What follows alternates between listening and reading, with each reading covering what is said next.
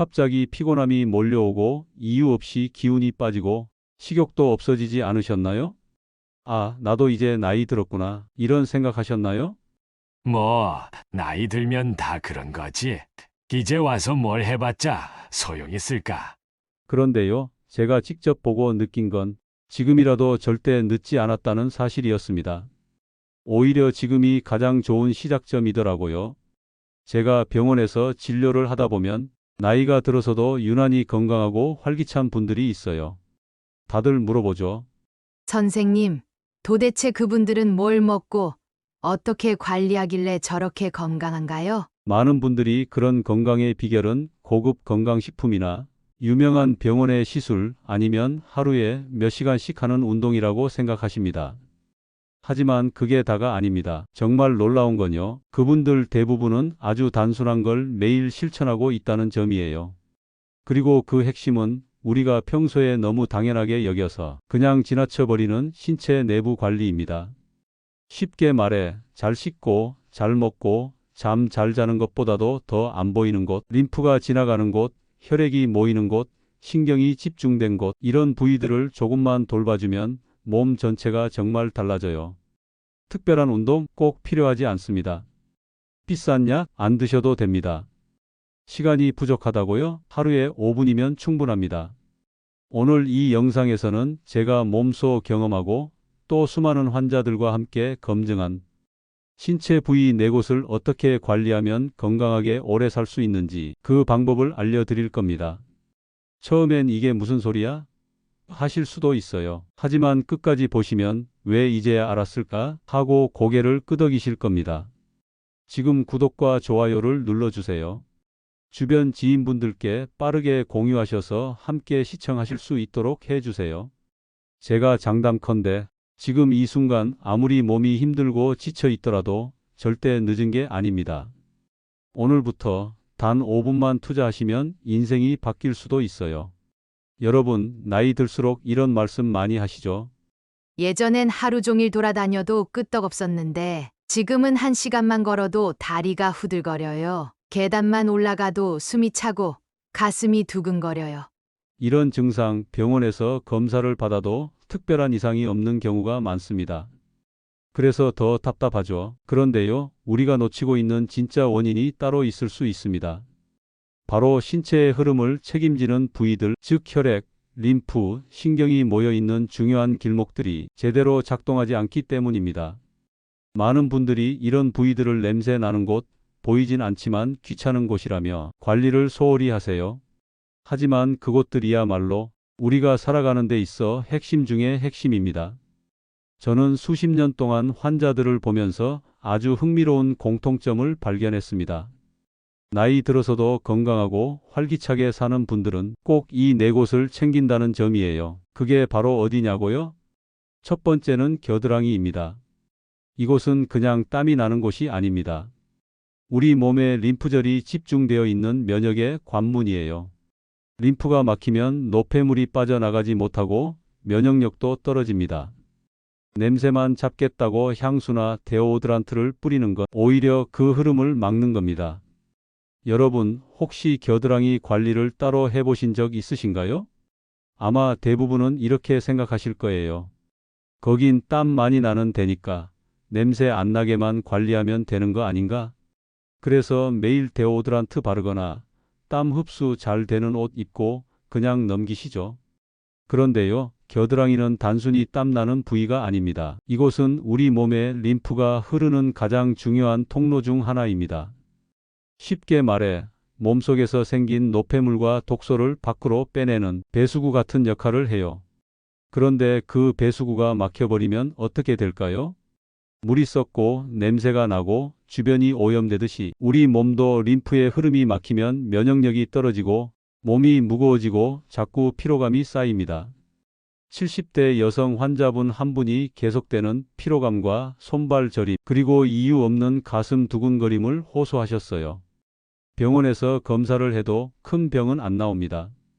그런데 제가 평소와는 다른 질문을 드려봤습니다. 혹시 겨드랑이에서 딱딱하게 만져지는 곳이 있지 않으세요?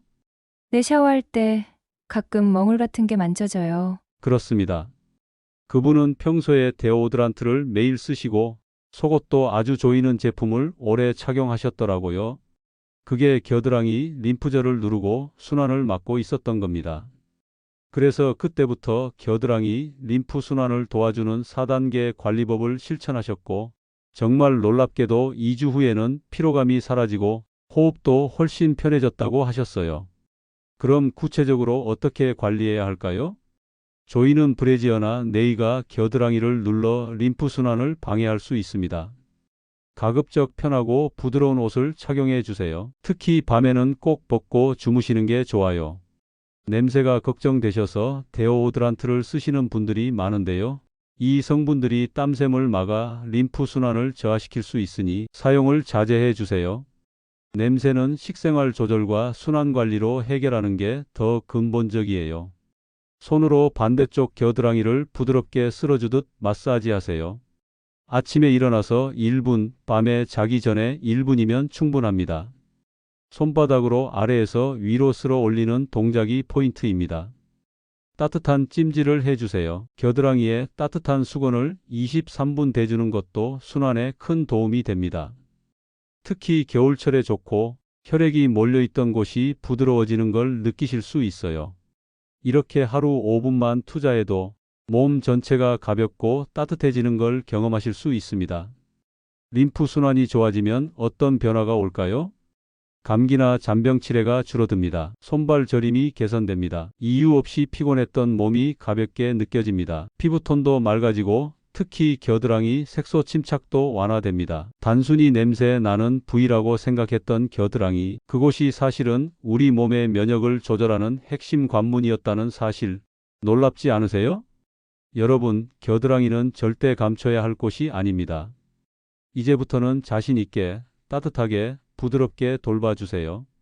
그게 진짜 건강을 지키는 첫 걸음입니다. 두 번째는 발입니다. 발을 제대로 관리하면 몸 전체가 따뜻해지고 심지어 소화와 수면에도 도움이 됩니다. 발은 그냥 걸어 다니는 도구가 아닙니다. 발이 편해야 하루가 편하다. 그 말 절대 과장이 아닙니다.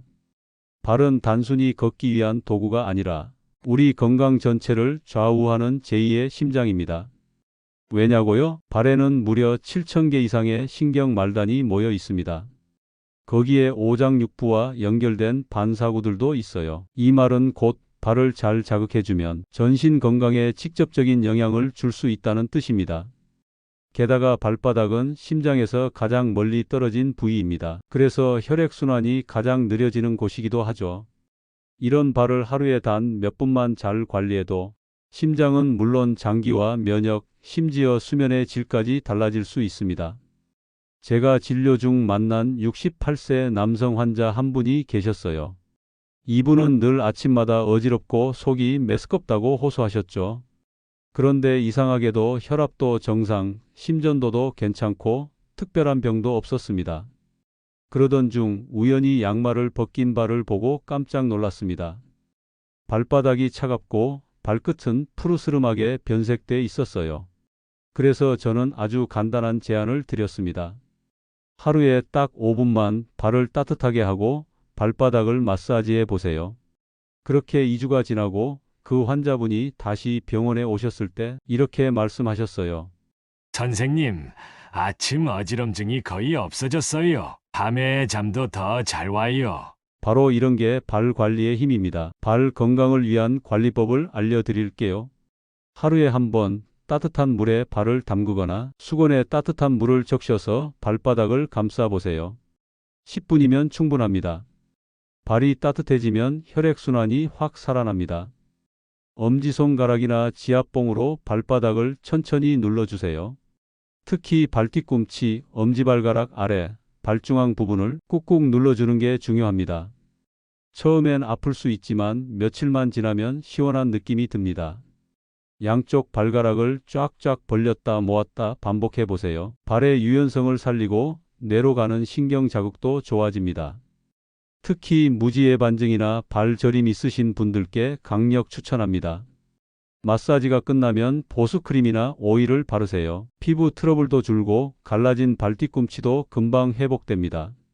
발을 이렇게 꾸준히 관리하시면 다리가 가볍고 덜 붓습니다. 밤에 더 깊고 편하게 잠이 듭니다. 위장, 간, 심장 반사구 자극을 통해 장기 기능이 개선됩니다. 근육 반응이 좋아지기 때문에 낙상 위험이 줄어듭니다. 특히 노년기에는 발이 차가운 게 만병의 시작이라고 할 정도로 중요합니다. 발을 따뜻하게 해주는 습관 하나로 몸 전체의 온도가 올라가고 기력이 회복되기도 하거든요. 혹시 지금 양말을 신고 계신다면 한번 벗고 발을 만져보세요. 차갑다면 이미 순환이 떨어졌다는 신호일 수 있습니다. 지금 이 순간부터라도 관리 시작해 보세요. 늦지 않았습니다. 세 번째는 등과 두피입니다. 이건 의외라고 생각하실 수 있어요. 하지만 등은 중추신경계가 지나는 길목, 두피는 뇌혈류와 직접 연결된 부위입니다. 머리가 자주 무겁고 기억력이 떨어진다 느끼신다면 두피와 등을 관리하는 것만으로도 변화가 생깁니다. 여러분, 혹시 요즘 들어 이름이 잘 기억나지 않으시나요? 방금 뭘 하려고 했는지 잊어버리고 어디다 뭘 두었는지도 기억이 잘 안 나실 때 많죠? 이걸 그냥 나이 탓이라고 넘기시나요? 하지만 기억력과 집중력 저하, 생각보다 간단한 원인에서 비롯되는 경우가 많습니다. 바로 뇌로 가는 혈류가 부족해서 생기는 문제입니다. 그렇다면 뇌혈류를 어떻게 회복할 수 있을까요? 바로 등과 두피를 관리하는 겁니다. 등과 두피는 서로 전혀 다른 부위처럼 보이지만 공통점이 하나 있어요. 둘 다 중추신경계와 직접 연결돼 있다는 점입니다. 등은 척추신경이 지나가는 길이고 두피는 뇌혈관과 연결된 혈류의 출입구입니다. 이 두 곳의 순환이 막히면 뇌까지 영양과 산소가 제대로 전달되지 않아요. 그래서 쉽게 피로해지고 기억력이 뚝 떨어지는 겁니다. 제가 예전에 만난 74세 어르신 한 분이 계셨어요. 이분은 자꾸만 멍한 느낌이 들고 기억력도 점점 떨어지는 것 같다고 걱정하시더군요. 처음에는 치매 초기인지 의심했지만 검사 결과는 정상이었습니다. 그런데 등 근육이 단단히 뭉쳐 있었고 두피도 손으로 만졌을 때 굉장히 딱딱했습니다. 그래서 제가 권해드렸죠. 하루 5분만 등을 풀고 두피에 자극을 주세요. 그분은 매일 아침 벽에 기대 등 스트레칭을 하고 빗으로 두피를 문지르는 걸 습관처럼 하셨어요. 딱 3주가 지나자 머리가 맑아지고 아침에 기분이 덜 무겁다고 하셨습니다. 그게 바로 순환의 힘이에요. 등과 두피 관리법도 알려드릴게요. 벽에 등을 붙이고 팔을 더벌유자 모양으로 벌려 5초간 유지한 뒤 내리는 동작을 10번 반복하세요. 이건 등 근육의 긴장을 풀고 척추신경의 순환을 도와줍니다. 문고리나 폼롤러, 수건마리를 이용해 등을 눌러주세요. 특히 날개뼈 안쪽과 허리 위쪽이 중요합니다. 딱딱한 곳을 중심으로 천천히 눌러주세요. 빗이나 손끝을 이용해 두피를 부드럽게 문지르세요. 특히 정수리와 뒷머리를 원을 그리듯 움직이면 좋습니다. 혈류가 살아나면 머리가 금방 따뜻해집니다. 등과 목 뒤, 뒷머리에 따뜻한 수건을 2~3분 올려주세요. 뭉쳤던 근육이 풀리고 두피 혈관이 부드러워집니다. 이렇게 간단한 동작들이 우리 뇌 건강에 얼마나 큰 변화를 가져오는지 믿기 힘드시겠지만 직접 해보시면 금방 느끼게 됩니다. 아침에 머리가 맑아지고 기분이 덜 가라앉고 우울감도 줄어듭니다. 잠이 더 깊어지고 밤중에 자주 깨는 일이 줄어듭니다. 집중력, 말의 유창함, 기억력까지 향상됩니다. 나이가 들면 뇌 기능이 떨어지는 건 자연스러운 일이지만 떨어지는 속도를 늦추고 때로는 회복시키는 것, 그건 우리 손에 달려 있습니다. 특별한 약이 없어도 됩니다. 하루 5분 등과 두피를 돌보는 것만으로 뇌로 가는 피가 다시 살아 움직이기 시작하면 몸도 마음도 다시 생기를 되찾을 수 있습니다. 그리고 마지막 네 번째는 허벅지 안쪽입니다. 이 부위는 서해부라고 불리는데요. 대퇴동맥과 림프절이 모여있는 혈액순환의 핵심입니다. 말이 조금 어렵죠? 간단히 말하면 허벅지와 사타구니 사이 접히는 부분입니다. 아니, 거길 왜 관리해요? 하실 수 있어요. 하지만 여기는 우리 몸의 혈액순환과 림프순환의 핵심 교차로입니다. 간, 신장, 하체로 연결되는 대퇴동맥과 정맥, 그리고 림프절이 밀집되어 있어요. 이 부위가 막히면 다리가 자주 붓고 저리고 소변이 시원치 않습니다. 소화도 잘 안 되고 배가 더부룩하며 피로가 쉽게 쌓입니다. 그런데 문제는 많은 분들이 이 부위를 아예 신경도 안 쓴다는 거죠. 제가 기억하는 76세 여성 환자 한 분이 계셨어요. 늘 다리가 무겁고 아침에 일어나면 종아리가 단단히 굳은 느낌이라고 하셨죠. 게다가 변비, 속 더부룩함, 오른쪽 옆구리 통증까지 있으셨습니다. 검사 결과 간 수치가 살짝 높았고 하체 림프 흐름이 정체된 상태였어요. 그분은 바지를 입을 때도 항상 허리를 꽉 조이는 스타일을 즐기셨고 집에서는 하루 종일 의자에 앉아만 계셨죠. 그래서 제가 권해드렸습니다. 허벅지 안쪽 서해부를 부드럽게 마사지하고 스트레칭해 보세요. 매일 5분씩만 하세요. 그리고 딱 한 가지, 조이는 바지 말고 편한 옷으로 바꿔보세요. 그분은 솔직히 처음엔 민망해서 못하겠다고 하셨습니다. 하지만 3일 후 연락이 왔어요. 선생님, 놀라운 일이에요. 소변도 더 시원하게 나오고 다리가 덜 붓고 속이 한결 편해요. 이분이 하신 허벅지 안쪽 관리법을 알려드릴게요. 꽉 끼는 옷 피하세요. 고무줄이 너무 조이는 바지, 레깅스, 속옷은 서해부 혈류를 막아 순환을 떨어뜨립니다. 집에서는 꼭 편한 옷을 입으세요. 손바닥 전체를 사용해 허벅지 안쪽을 부드럽게 쓸어내려 주세요. 아침에 일어나기 전, 밤에 자기 전 1분씩만 해도 좋습니다. 무릎부터 사타구니 방향으로 위에서 아래로 쓸어주세요. 다리를 옆으로 벌린 자세에서 한쪽 무릎을 굽히며 스트레칭을 해주세요. 무리하지 않고 숨을 쉬면서 10초씩만 유지하면 됩니다. 따뜻한 수건을 허벅지 안쪽에 3분 정도 올려두면 혈관과 림프절이 부드럽게 풀립니다. 몸의 순환이 전체적으로 좋아지는 걸 느끼실 수 있어요. 이렇게 매일 5분만 투자해도 놀라운 변화가 생깁니다.